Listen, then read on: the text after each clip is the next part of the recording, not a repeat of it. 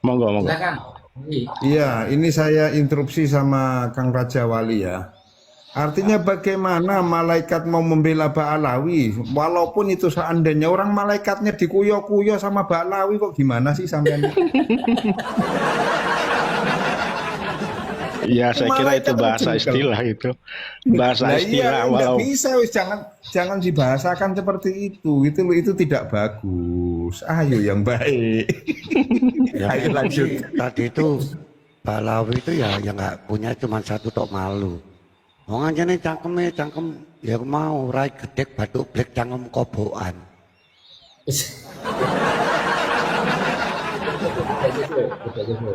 Nasabe Balawi nasab cantolan. Lo kastok nasab kastok iki lho. Nasabe Balawi. Oh, tapi sampean mang di framing ente-entean loh Pak Suhadi. Sampean tadi di framing habis-habisan nama. Oh, sampean masih yang pertanyaan di roomnya Ninja. Kosong aja ya balbul lek awan kok. Iya. Lu ndak apa-apa. Ayo. Itu aku harus kuasa.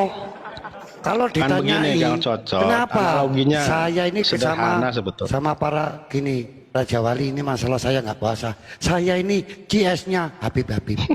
Tahu kan? Habib Mewakili. Habib GS. GS dunia akhirat. Nanti kan saya diomong masuk neraka. Saya yakin aku akan bertemu Habib Habib, ketemu Abdullah Al-Haddad, ketemu Umar, ketemu mbahnya Lutfi bin Yahya, ketemu mbahnya Rizik Sihab, ketemu ketemu ini mbahnya Habib Bidin itu ketemu. Terus apa yang mau kamu lakukan? Kalau sudah ketemu Saya gitu, nanti tanya-tanyaan. Kok Bandung nih untuk tau? bareng. Hati-hati itu Karena kira-kira saya ide-ide yakin. Mbak Alawi nek ketemu ning akhirat itu hati sampean bandemi apa ya apa? Tanya-tanyaan dulu. Jadi kamu masuk neraka apa? Gara-gara gak puasa, jarang sholat. Oh gitu. Bidin, kamu masuk neraka kenapa? Karena saya nyantolkan nasabku pada orang lain. Nah, ini secara pasal jeruan dia, ancamannya. Daleman dia, yes. Ketemu mbaknya Habib Bidin. Ya. Gimana, betul enggak? Masuk. Sahabat. Intinya Mas Suhadi ini menceritakan tentang si Habib sama Mbak Suhadi saling membuli di neraka. Nah, nanti Ya begitu kan gitu ya. yes. Muhibinnya aja tak tanyain kamu mau masuk neraka. Ya nggak mau. Lo kenapa nggak mau? Ya pokoknya masuk neraka Belum, ngapain mau? Nggak mau. Bentar, Nah, saya kamu cek berarti dulu. muhibin, abal-abal. Tak gituin. Kalau kan aku ini asli pertemanan. Nah, cukup aku aja nanti kamu kalau dapat pahala dikit-dikit kasih aku ya. Yang di sini. Pahala apa pahela? Pahala apa pahela? Dapat pahala apa pahela? Hah? Pahela. Ambil Pahala, pel. ya pahala. Pahela. Pahala. Aku pengen tanya sama DZ, ya. Anda di sini aku pengen bertanya supaya Anda bisa menguraikan. Banyak ya yang masih mengkritik bagaimana Sayyid Ayatullah Ali Khomeini ini wafat. Seolah-olah dia itu adalah petinggi Syiah yang tidak patut untuk dibela ataupun dibela sungkawai lah, karena ini sudah menjadi satu ganjaran. Sedangkan kita melihat orang yang paling Islam, orang yang paling Arab, negara yang paling Islam dan paling Arab justru saat ini sedang bereuforia satu kubu, bahkan berstatement membela Zionis ini. Terus posisi saat ini gimana dia? Yang Islam seperti itu, yang dituduh Syiah justru seperti itu, gimana? Sebenarnya ini panjang Kos kalau sampean mau bawa ke narasi itu. Tapi karena gimana ya? Kalau sampean memahami latar belakang family Ibnu Saud, ya kan? Itu sampean akan tahu persoalannya, ya toh, secara rinci. Jadi kita coba kita klasterkan dulu, host ya, kita satu-satu. Kita memang tidak sepakat bahwasanya Ba'alawi ini cucu Rasulullah, ya kan? Karena tidak ada bukti. Tetapi apakah cucu Rasulullah itu tidak ada? Kan ada. Ya. Kita percaya tentang itu. Nah pertanyaannya, apakah Ali Khomeini bagian daripada cucu Rasulullah? Nah kalau kita percaya bahwasanya memang itu benar, masa kita dengan juriatnya Rasulullah kita melihat ada orang yang sesama ini atributnya katanya sama-sama umatnya Rasulullah, nyembah sholatnya sama, tapi masa menghina orang seperti itu wafatnya? Itu ajaran dari mana? Mereka selalu menuduh si A itu tidak baik. Bahkan sampai hari ini doain aja host ya, doain aja host. Saya kalau ada rezeki saya mau memang pergi ke Iran host. Saya mau tahu kitab sucinya Iran itu seperti apa, kan gitu kan? Apakah beda dengan kita gitu kan? Yang saya pahami si A itu ada 3, ada Syiah Zaidiyah, ya kan? Ismailiyah, terus yang isi A ke-12 itu. Ada Rofido. Nanti kita mau lihat gitu. Ya, Rofido itu. Nah, jadi jangan semuanya dipukul rata gitu. Dan juga kita ingat ya, di sini tuh ada Wahabi, host. Wahabi itu bukan hanya tidak percaya dengan juriat Rasulullah, dengan tradisi kita juga dia tidak percaya. Semuanya dikafir-kafirkan seperti Bang Jerman ini. Punya makam orang tuanya. Terus makamnya itu didatangi. Tidak boleh bid'ah itu. Nah sekarang sampean mau yang begitu, kan kita kan nggak terima juga yang begitu. Nah jadi hari ini ya kita juga harus bela, kita harus pisah gini ya. Sebenarnya kalau antara Sunni dengan Syiah itu, kalaulah ada pertikaian host, tidak sampai ke arah kebencian gitu. Nah ini harus kita jaga, jangan sampai ketika ini menyangkut masalah nasab, mungkin kita bisa sepakat tentang Ba'alawi ini gitu. Tetapi kalau misalkan saya lihat itu Harry Pras itu ya, saya Harry Pras. Bagaimana dia menyumpah-nyumpahi Ali Khomeini itu? Ibaratkan orang ini tuh orang Islam, orang Indonesia, kah? Orang mana gitu? Yang nyata-nyata Indonesia ini sangat mendukung Palestina itu. Tapi kalau dihadapkan dengan Iran dia nggak mau. Nah maka kita tarik aja kepada sejarahnya, host. Bahwasanya kenapa hari ini? Ya kalau kita berbicara tentang Arab Saudi itu, memang dia jauhkan terkait dengan juriat ini. Karena juriat itu adalah ancaman bagi hari ini rejim di Arab Saudi itu. Mereka itu hanya mendapat manfaat aja kalau kita berbicara tentang latar belakang sejarahnya keluarga Ibnu Saud itu. Apakah mereka berjuang? Enggak. Nah ini yang mereka takutkan. Maka di sini ada pihak yang memang mendukung mereka, yaitu dari apa? Wahabisme itu yang memang senantiasa mengedepankan sifat-sifat bid'ah itu. Tujuannya itu apa? Agar tidak melulu. Ya contoh begini ya, kita harus bedakan. Ketika zamannya Rasulullah, para khalifah, ya khalifah itu boleh dipimpin oleh selain daripada juriat Rasulullah, tetapi kan bergantian. Nah hari ini coba lihat, ada bergantian enggak dikooptasi. Tetapi ketika yang harusnya menjadi pemimpin di situ, katakanlah itu juriat Rasulullah, mereka skip juga kok.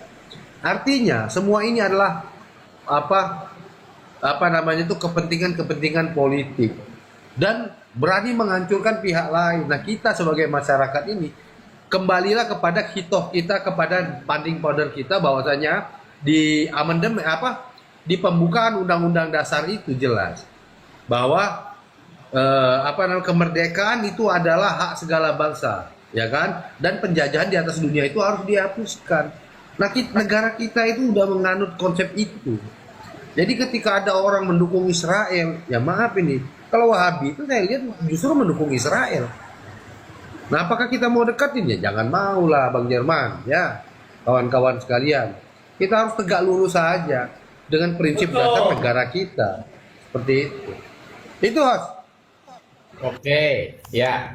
Ada sebuah hadis ya di Bukhari ya bahwa ketika nanti ada kekacauan di mana setelah Baitul Maqdis ini diselamatkan dan ada timbul kekacauan di bangsa-bangsa Arab, maka kata Nabi, hijrahlah ke bumi Palestina karena di sanalah ya bumi yang akan paling aman, paling makmur dan paling subur. Apakah ini tanda-tanda kelenyapan Zionis ya Amerika atau gimana Bang Dizet? Korelasi daripada hadis Nabi, karena ini sahih ya, ada di Bukhari. Gimana? Ya, jadi begini ya kawan ya, ketika kita mendengar ada masyarakat Iran itu sendiri ya, yang justru malah senang lihat pemimpinnya wafat. Ingat, hadisnya Nabi, kita berbicara tentang hadisnya Nabi. Bahwasannya nanti itu akan ada 70.000 dari wilayah Isfahan. Isfahan itu di mana? Salah satu wilayah yang ada di Iran itu, yang akan menjadi pengikutnya Dajjal, pengikutnya setia dari Dajjal itu. Yahudi. Nah, kalau hari ini kita melihat mereka itu menyuarakan bahwasanya Ali Khomeini itu tidak baik dan sebagainya, bisa jadi itu adalah bagian daripada Yahudi yang sudah disampaikan oleh Rasulullah 1400 tahun yang lalu. Kalau kita mau mengembalikan kepada kalau kita percaya apa yang disabdakan Rasulullah itu benar gitu. Kan seperti itu. Nah, kembali lagi kepada Dajjal ini. Apakah Dajjal ini dalam bentuk sosok, apakah sebuah simbol, kan kita tidak tahu. Yang pastinya itulah bahasanya. Tinggal kita sebagai umat ini, sebagai masyarakat, sebagai orang yang memiliki akal, tinggal mencerna itu. Seperti itu. Oke, silahkan ditanggapi ya, mulai Bang Firman, monggo Bang Firman. Ya, kembali ke Mbak Alawi, ke nasabnya Mbak Alawi yang tumbuh subur di negara ini, sebenarnya itu nggak akan terjadi, nggak akan bersemi ataupun tumbuh subur di Indonesia kalau pemerintah cita-cita kita dalam berbangsa bernegara ini tercapai, terlaksana kan step by step, baik itu mencerdaskan kehidupan bangsa, kesejahteraan, fakir miskin dipelihara oleh negara sesuai cita-cita didirikan negara ini. Mereka ini nggak akan berarti apa-apa, teman. Mau pakai dia cucu malaikat pun kemungkinan nggak akan laku di Indonesia ini. Gitu. Jadi sikap pemerintah ini seyogyanya ya kembali untuk mencapai cita-cita kita berbangsa bernegara ini. Dengan apa saat ini memang sudah terlanjur, nasi sudah menjadi bubur, ya kita suarakan untuk saudara-saudara kita masyarakat Indonesia itu menjauhi, menyadari bahwa mereka ini bukan siapa-siapa tapi malah bisa menjadi musuh dalam selimut kita berbangsa bernegara, baik dalam kehidupan sosial, pendidikan kita, ya kan, teknologi ataupun riset-riset itu mereka nggak menginginkan Indonesia ini maju gitu. Ini yang perlu digarisbawahi, bukan saling menghujat siapapun pemerintahnya kalau tidak bisa mewujudkan cita-cita kemerdekaan, cita-cita proklamasi itu, mereka ini akan tetap bisa eksis di negeri ini. Gitu host. Jadi disampaikan Bang Dizet di awal itu bagus, itu kan artinya mengutip ya di pembukaan undang-undang. Di sini sikapnya jelas bahwa Indonesia itu sebagai negara non-blok, kan begitu. Tapi semakin didengarkan kok semakin condong ke Iran. Apakah karena dengan Iran Bang Dizet menyuarakan ini sehingga kebohongan Mbak Alawi tentang Isa Al-Muhajir itu bisa kemudian diketahui sehingga membuat klan Mbak Alawi semakin marah, atau bagaimana ini host? Ini condongnya ke sana seolahnya ini. Iya. Jadi membela Iran itu membuat klan Mbak Alawi marah ini. Iya, Dizet ini kan memang mungkin ada bau-bau Syiah juga. Izin menanggapi host, izin menanggapi terkait konteks antara Iran dan Israel. Kita lepaskan dulu antara Syiah dan Sunni, karena saya sepakat dengan marhum Gus Dur. Kita jangan membicarakan tentang Syiah atau Sunni, Yang kita lihat adalah cara bernegaranya Syiah itu luar biasa, saya kira. Mampu berdiri di kaki sendiri walaupun diembargo puluhan tahun oleh Amerika. Bahkan negara yang tidak punya hutang itu adalah Iran. Itu luar biasa, saya kira. Termasuk Kiai Agil Sirot itu luar biasa memuji Iran itu. Bukan memuji Syiahnya, bukan. Tapi konsep bernegaranya yang dipuji itu. Termasuk Anhar Gonggong itu kan memuji Syiah. Memuji ini Iran gitu, bukan memuji Syiah. Terlepas dari Syiah dan Sunni. Saya kira kalau kita bicara Sunni Syiah itu dari kedua pihak itu ada oknum yang radikal, saya kira. Seperti di Sunni itu kan ada Wahabi radikal yang mengafirkan kita yang tidak sepaham dan tidak sesuai dengan pemikirannya. Dan di Syiah Rafidhah juga ada yang mengafirkan sahabat, itu kan ada. Jadi itu saya kira kalau kita bicara tentang mazhab, kita memang akan bertemu dengan perselisihan. Tapi secara hakikat, negara Iran itu menganut Syiah. Dan intinya itu adalah tauhidnya sama. Tauhidnya Tuhan yang satu, artinya menyembah Tuhan yang satu, Al-Qur'annya sama, Nabinya sama. Kalau saya seperti itu. Jadi konteks masalah ini ya kami sebagai umat Islam, karena Iran itu membela umat Islam, nyatanya kan seperti itu. Karena satu-satunya negara yang membela Palestina itu hanya Syiah. Bahkan negara Arab-Arab di Timur Tengah itu kan berkoalisi dengan Amerika itu.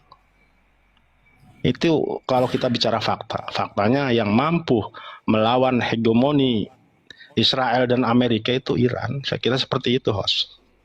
Nah, tapi pertanyaannya begini ya, IDZ ini ke Iran membenarkan apa yang saat ini terjadi ya kan, bahwa apa yang dilakukan Iran ini bentuk daripada keberanian negara ini untuk melawan ketidakadilan ya. Dampaknya dirasakan oleh agama Islam, termasuk saudara kita yang ada di Palestina. Mereka bisa bernapas lega, tapi presiden kita kan cenderung ke Amerika. Terus DZ ini ikut siapa? Dulu nyoblos Prabowo dia.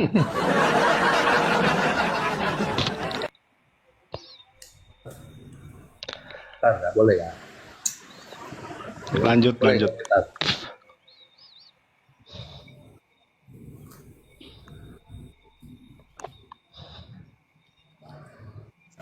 Kopi dulu, pedas.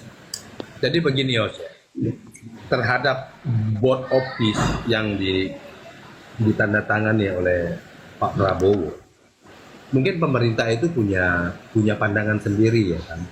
Tapi kita sebagai masyarakat ini ya tidak boleh diabaikan suara-suaranya.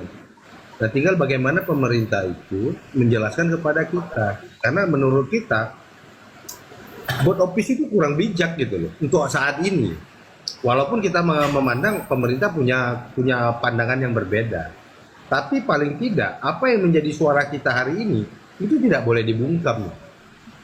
Contoh nih seperti yang saya sampaikan, kalau kita melihat dari pemimpin-pemimpin kita terdahulu mulai zaman Soekarno sampai dengan Jokowi, untuk mengambil keputusan luar negeri itu sangat hati-hati gitu, ya kan? Nah ini kok tidakkah terlalu cepat mengambil keputusan itu? Misalkan ini contoh ya walaupun pemerintah itu punya pandangan yang lain. Kenapa hakikatnya? Karena hakikatnya negara kita ini adalah negara non-blok. Jadi artinya itu lebih kepada tidak berpihak kemanapun, lebih kepada strateginya itu menunggu gitu. Menunggu bersuara gitu kan. Nah kalau kita ngelihat sekarang ini ya kan, ya maaf ini, kita ini seakan-akan jemput bola gitu. Apakah negara non-blok tadi menjadi negara goblok gitu kan? Jadi go gitu kan, action, tindakan action di inisiatif gitu. Tetapi kan ketika kita memaknai sebuah negara goblok itu yang dianggap baik, tapi kan bagi kita sendiri itu kan tafsir dari goblok itu kan dalam bahasa kita sendiri kan, tidakkah ini kita malah menjadi apa ya? Dijadikan apa namanya itu tempat pelampiasan gitu loh, ya kan? Contoh nih salah satunya, apakah ini bukan menjadi sebuah bagian ketika board of peace itu dilaksanakan, sementara orang yang diajak berjanji ini orang Israel gitu loh. Ya Iran aja loh ditipunya. Ketika terjadi diskusi di Oman sana, Irannya dibom. Nah, bagaimana dengan kita memegang janji dengan orang-orang yang seperti itu? Apakah ini bisa kita pegang omongan? Kita tidak menyalahkan pemimpin kita atas niat yang tulusnya baik.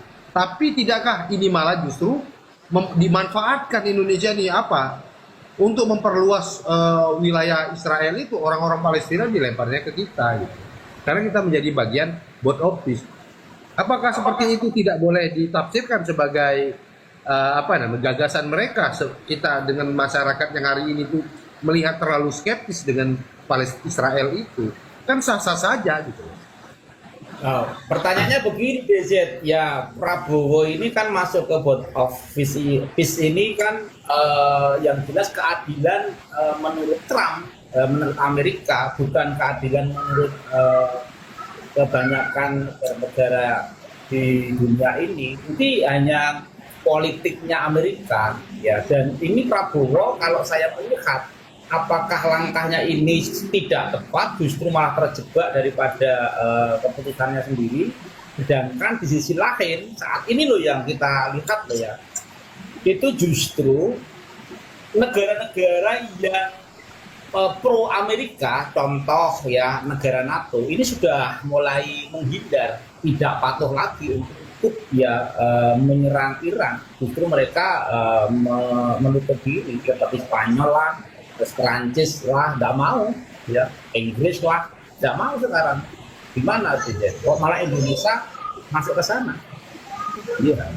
Makanya ini kan pemerintah itu kan punya pandangan yang berbeda, tapi kita sebagai masyarakat itu boleh dong menafsirkan sendiri. Kenapa? Yang diajak berjanji ini orang kafir kayak gitu loh. Trump itu gitu, Yahudi kayak gitu. Ya mungkin kita kepada Pak Prabowo ini kita percaya. Tapi orang-orang seperti itu apakah bisa dipegang omongannya? Itu yang menjadi persoalan. Nah, maka jangan salahkan ketika board of peace itu hari ini berubah namanya menjadi BOW. Bukan bowo gitu ya, tapi board of war. Mas Bo, Gitu kan. Mas Bo. Iya. Nah, seperti ini kan, ya itulah, seperti itulah. Aku mau dengar dulu tanggapan Bang Nusantara. Ya, silakan Bo. Nusantara terus ditutup. Yang perlu dipahami begini, bahwa setelah para Yahudi ini diusir oleh Bang Jerman Barat, itu kan lari 2 juta orang lari ke Palestina, kemudian mendirikan sebuah negara yang dimintai persetujuan atas negara Israel. Pertama adalah Turki, yang kedua adalah Iran, kan begitu. Nah, ternyata Iran hari ini menjadi negara yang bertanggung jawab, gitu kan. Oke, saya dulu adalah negara kedua yang menyetujui Israel itu menjadi sebuah negara, ya, kan begitu. Tapi ketika hari ini kamu melakukan pelanggaran kemanusiaan, maka itu tidak bisa. Nah, itu yang pertama ya. Yang kedua, Indonesia secara geografis, maka pemimpinnya mau tidak mau dituntut untuk bagaimana bisa seimbang. Selain non-blok, itu juga ada keseimbangan ya. Blok Barat dan Blok Timur, kan begitu istilahnya. Keikutsertaan Pak Prabowo kemarin ya yang di Amerika itu kan, itu ada kepentingan daripada Indonesia sendiri, gitu kan.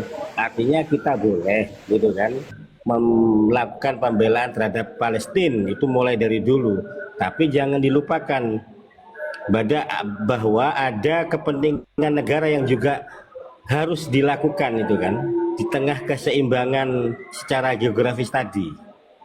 Maka itu kan, kalau nggak salah DVD-nya itu yang kalaupun nantinya harus keluar, itu Pak Prabowo akan siap keluar, kan begitu kalimatnya kurang lebih gitu.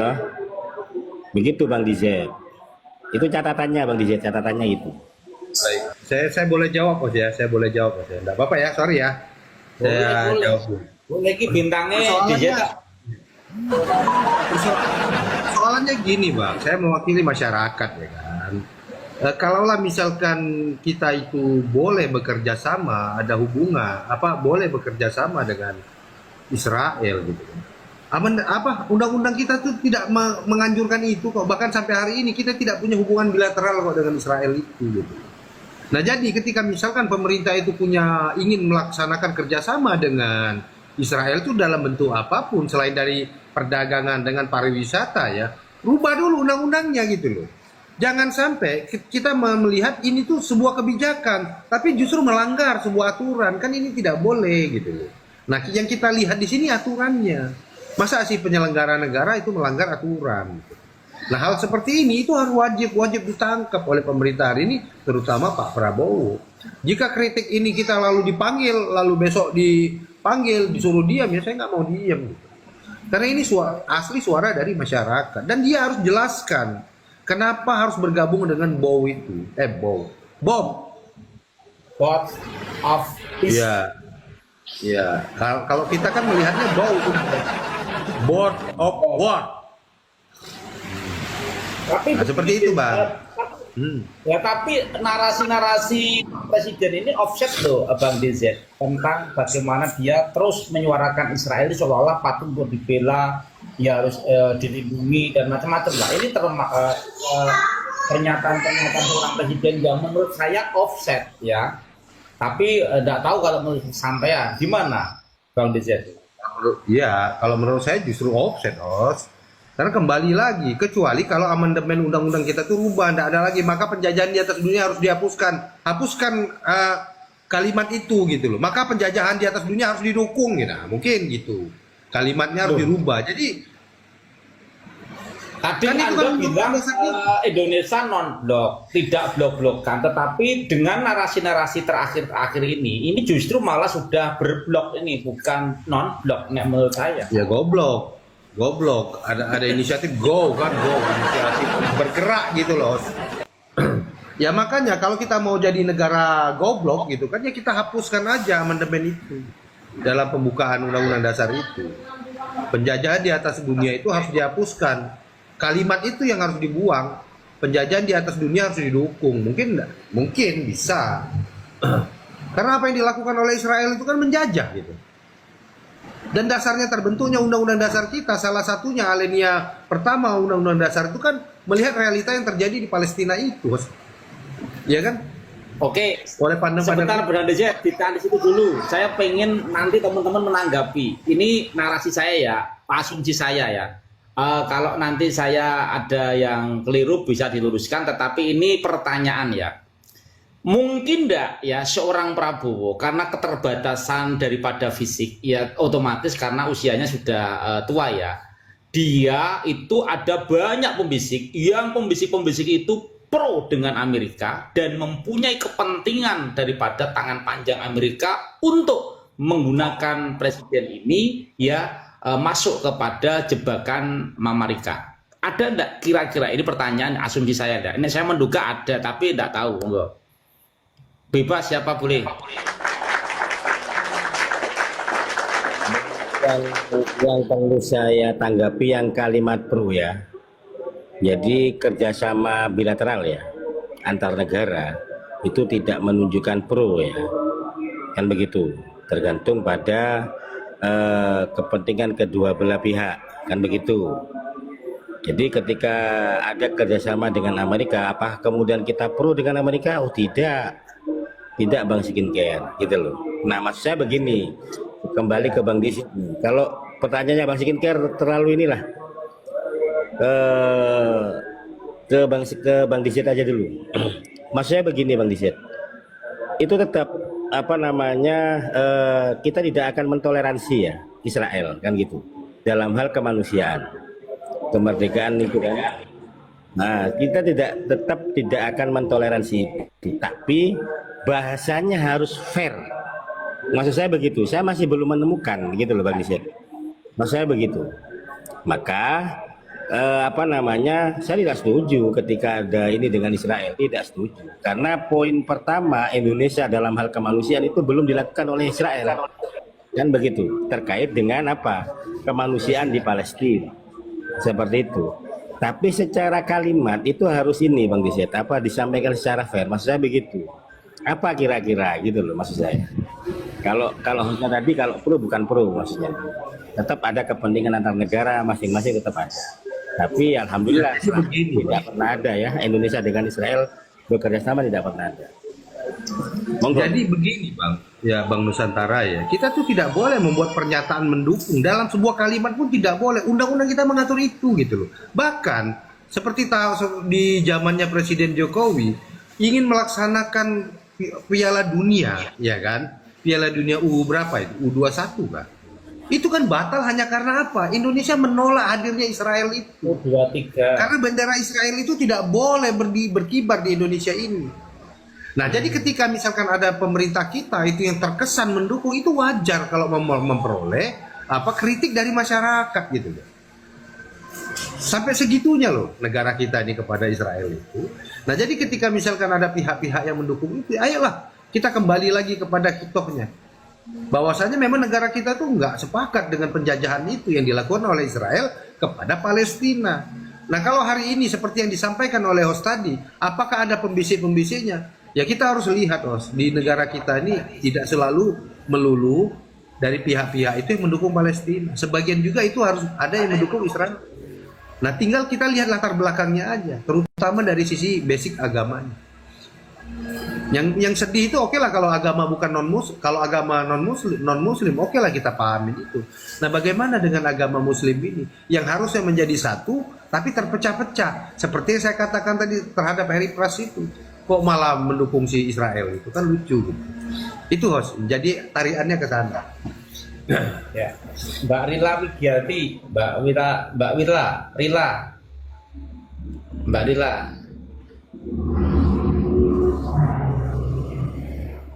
Halo Bunda Rila, mau bernarasi Bunda Rila? Oh iya, ya punten.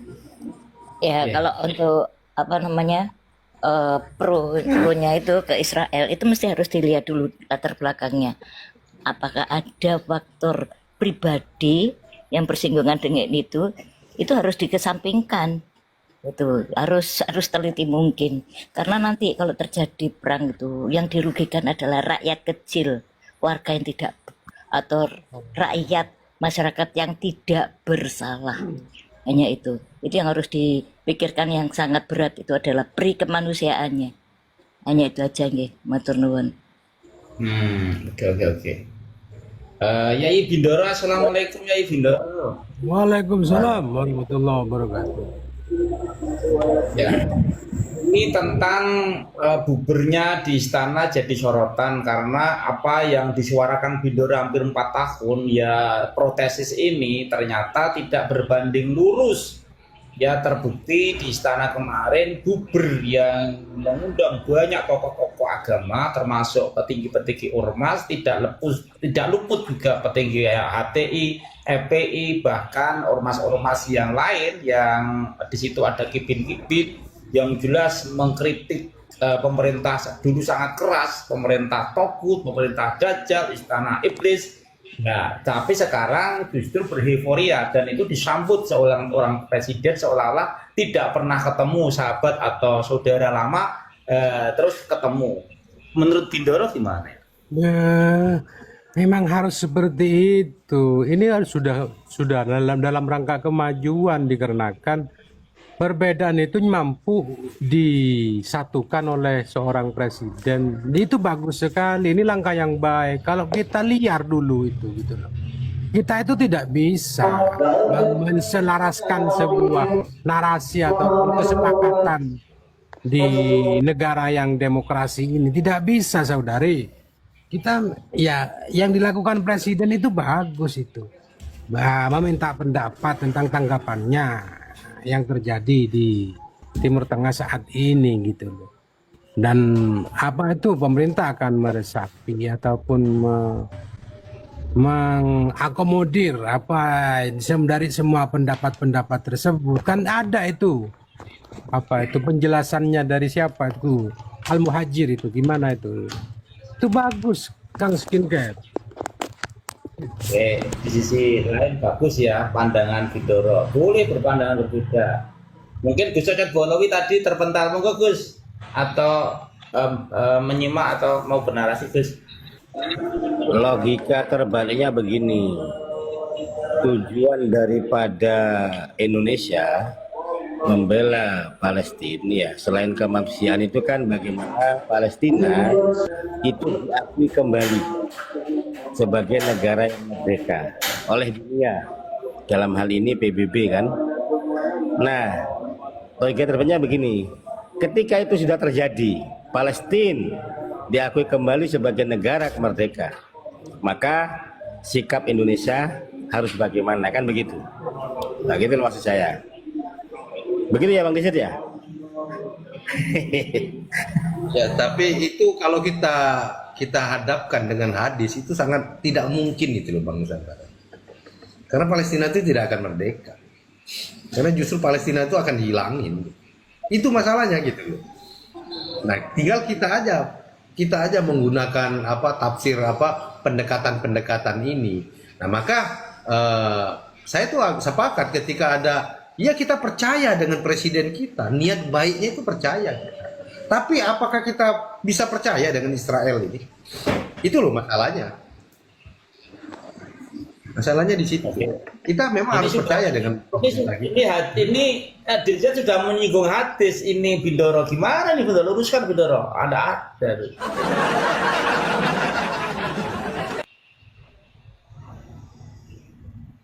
Palestina tidak mungkin merdeka. Gimana Bindoro? Apa ada seperti itu? Apa ada? Ya kan Pak, kalau saya yakin pemerintahan kita itu masih tetap mendukung. Ada hadis tadi, astagfirullah Bindoro. Hadisnya tadi coba diluruskan atau dikoreksi. Saya tadi ada orang ini, ada anak-anak lagi nyapa saya lagi, jadi saya keluar tidak menyimak tentang hadis apa, seperti apa. Ya, iya. Begini. Ya toh, itu tadi kan itu candaan atau gimana? Gimana kalau tentang ada hadis Rasulullah tadi gitu loh, bahwa Palestina tidak akan merdeka gitu loh. Apa ada seperti itu yang justru ketika ada hadis dari mana itu? Nggak ada, saya nggak pernah dengar itu, nggak pernah baca juga, nggak ada itu hadis yang seperti